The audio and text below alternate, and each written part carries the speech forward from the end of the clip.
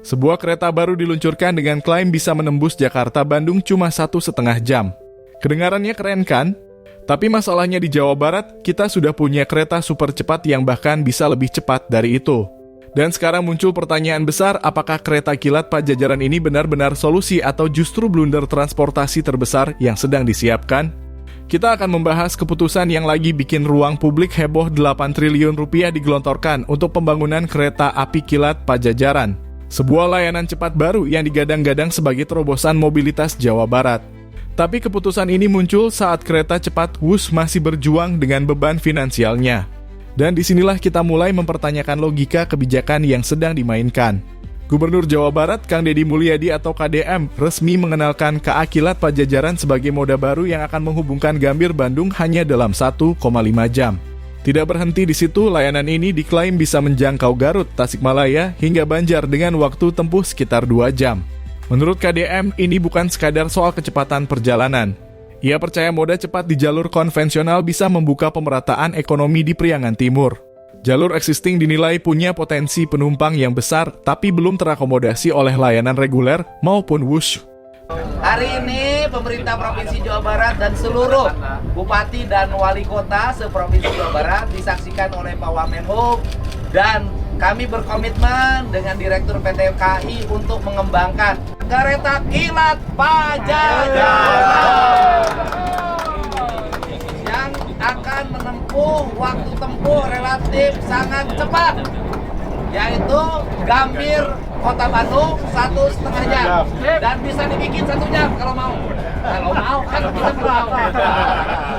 Kemudian dari Kota Bandung, Garut, Tasik sampai Banjar dengan waktu tempuh 2 jam. Oke? Mantap tidak? Mantap. Untuk itu doakanlah agar kami bisa mendapat uang. Amin. Untuk memenuhi seluruh cita-cita yang besar ini. Amin. Amin. Semoga Pemda Jawa Barat berjodoh dengan PT KAI. Amin. Tapi di balik semua narasi optimistis itu muncul satu pernyataan yang langsung mencuri perhatian publik. KDM mengatakan hanya kabupaten atau kota yang ikut investasilah yang akan dilintasi kereta ini. Artinya, kalau tidak ikut nyetor dana, ya keretanya lewat saja. Disinilah persoalan mulai mengemuka. Banyak pihak mempertanyakan urgensi proyek ini, terutama ketika Wush, kereta super cepat, sudah tersedia di rute yang sama. Pengamat transportasi Sony Sulaksono bahkan mengatakan secara terbuka, kereta cepat kan sudah ada Wush. Kalau tujuannya memajukan ekonomi Jawa Barat, kenapa tidak maksimalkan Wush saja?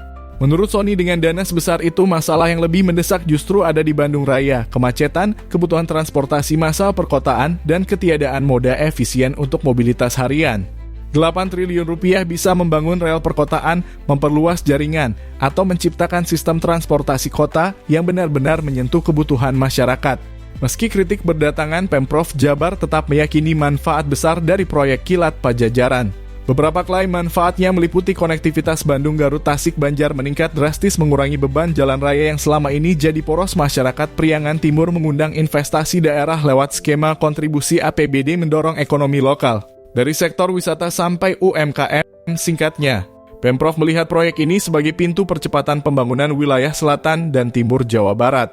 Tapi pertanyaannya, apa kabar Wush kalau Kilat Pajajaran jadi beroperasi? Sony menyebut keputusan PT KAI mengelola 2 layanan dengan target pasar serupa sebagai langkah yang membingungkan. Menurutnya, Wush masih punya beban utang besar dan sangat membutuhkan jumlah penumpang tinggi agar tetap sehat secara finansial. Ketika pesaing baru diluncurkan, potensi penumpang WOOS bisa tergerus. Bagaimana bayar utang WOOS kalau dibuat saingannya sendiri? Begitu kira-kira kritik Sony. Publik pun mulai bertanya apakah proyek ini akan membantu Jawa Barat atau justru mematikan investasi besar yang sudah terlanjur dibangun. Investasi Kilat Pajajaran diperkirakan mencapai 8 triliun rupiah. Pemprov Jabar berencana menyuntikkan APBD sebesar 2 triliun rupiah per tahun selama 4 tahun, mulai 2027 hingga 2030. Bagi pendukung, ini adalah investasi jangka panjang. Bagi pengkritik, angka ini terasa seperti pukulan bagi banyak masalah mendesak yang seharusnya lebih dulu dibenahi. Di media sosial, komentar warga terbelah. Ada yang melihat kereta ini sebagai harapan baru, tapi tidak sedikit yang memandang proyek ini sebagai pemborosan. Komentar seperti Bandung itu butuh transportasi kota dulu. Atasin macet bukan bikin kereta baru. Semakin sering muncul.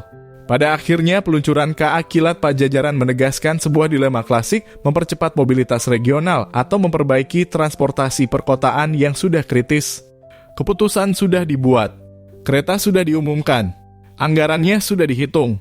Tapi satu hal yang pasti, perdebatan tentang prioritas Jawa Barat baru saja dimulai.